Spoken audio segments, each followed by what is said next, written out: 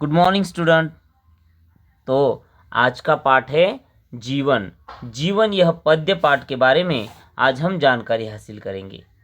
जीवन के बारे में किस तरह से यहाँ पर कवि ने अपना मत अपने सामने आपके सामने रखा है और जीवन में क्या क्या करना चाहिए, किस तरह से जीवन जीना चाहिए, इसका यथार्थ मार्गदर्शन यहाँ पर कवि ने किया है। कवि कहते हैं, जीवन है चलने का नाम, करना नहीं कभी विश्राम। जीवन चलने का नाम है, इसमें कभी आपको विश्राम करना नहीं है।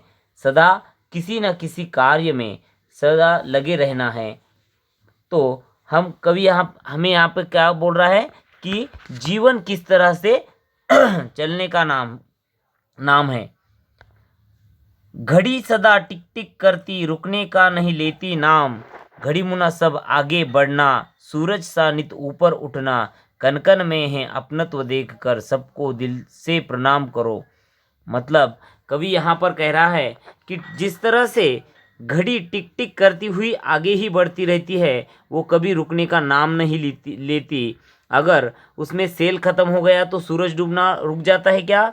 नहीं, क्योंकि घड़ी का काम है सदा आगे बढ़ते रहना, सदा चलते रहना। उसी तरह आप भी जीवन में घड़ी नुमा आगे बढ़ते रहो, सूरज जैसा नित ऊपर उठते रहो। जिस तरह सूरज हर रोज़ ऊपर उठता है, सबको रोशनी देता है, उस तरह से आपको भी सूरज जैसा नित जल्दी से उठकर अपने जीवन में सफल होना है, नित ऊपर उठना है।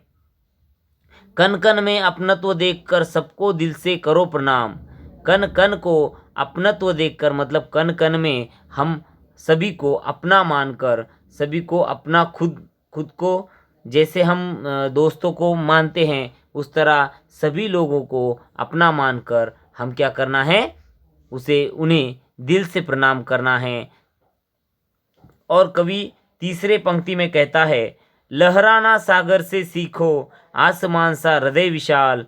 सहनशील बन धरती जैसे, मिलजुल करते जाना काम।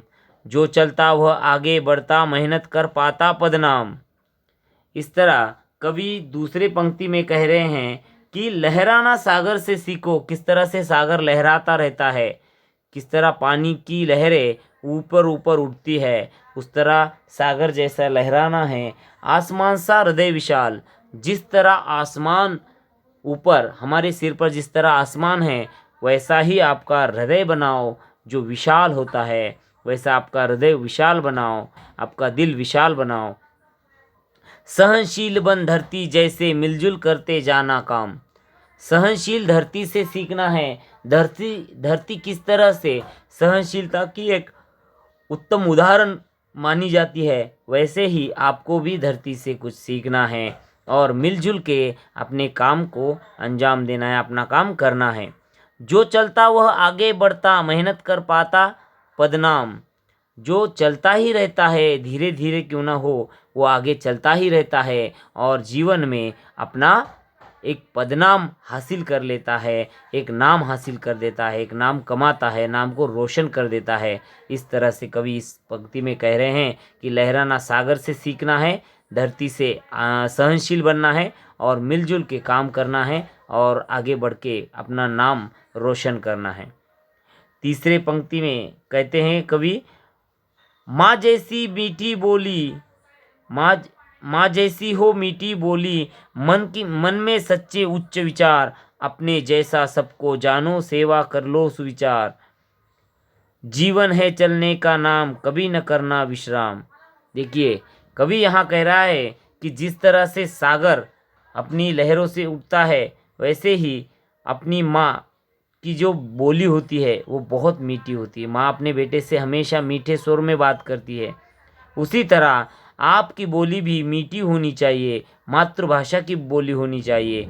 मन में सच्चे उच्च विचार होने चाहिए आपके, और आपने जैसा सबको जानना है और सेवा करके उनका सुविचार करना है। सेवा का कर लो सुविचार, मतलब सेवा करना यह अपना कर्तव्य मान लो और उसी को सुविचार बना लो और जीवन में सदा चलते जाओ और अपना नाम रोशन करो।